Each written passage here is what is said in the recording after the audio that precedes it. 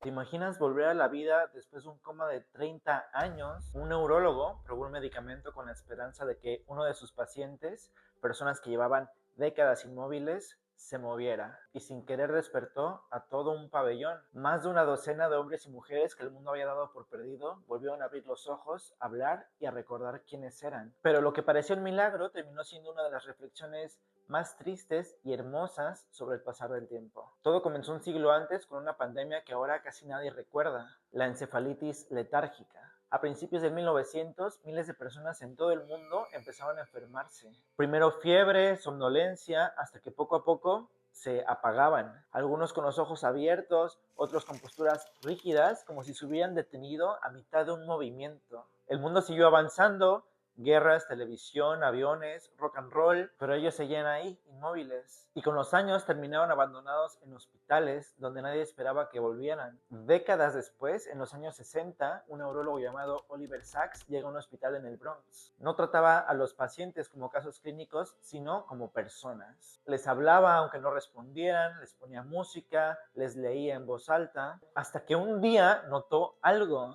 algún parpadeo, ciertos reflejos, un gesto mínimo, casi imperceptible, pero lo suficiente para hacerle pensar que había alguien dentro. Por ese tiempo se empezaba a usar un medicamento para el Parkinson llamado L-Dopa, una sustancia que le permitía al cerebro producir dopamina y recuperar el movimiento. Así que Oliver decidió aplicar este medicamento a sus pacientes sin esperar demasiado. Y entonces pasó lo imposible. Uno a uno empezaron a despertar. Primero abrían los ojos, luego se movían, después hablaban. Gente que no había pronunciado una palabra por 30 años, ahora se reían, recordaban canciones, pedían café. De pronto toda la sala estaba llena de vida, pero también estaban desorientados. Muchos despertaban creyendo que seguían en los años 20 y se encontraban con un mundo totalmente nuevo. La televisión, la guerra de Vietnam, el hombre en la luna. Preguntaban por sus padres, sus hermanos, sus amigos, y muchos descubrían que ya no tenían a nadie en el mundo. Era como volver del más allá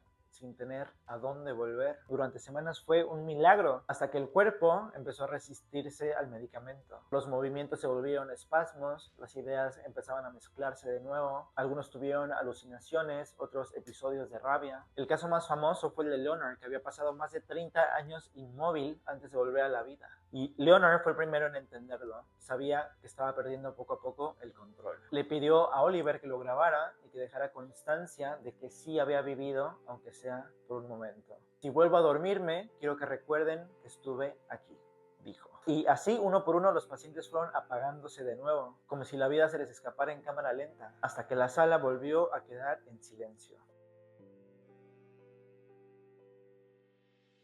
Un breve regreso al mundo solo para recordarnos lo efímera que es la vida. Una sala llena de personas inmóviles por más de 30 años volvieron a moverse, a reír, a sentir el sol en la cara, para después regresar al silencio, como si el universo les hubiera regalado un suspiro más. ¿Tú conocías esta historia?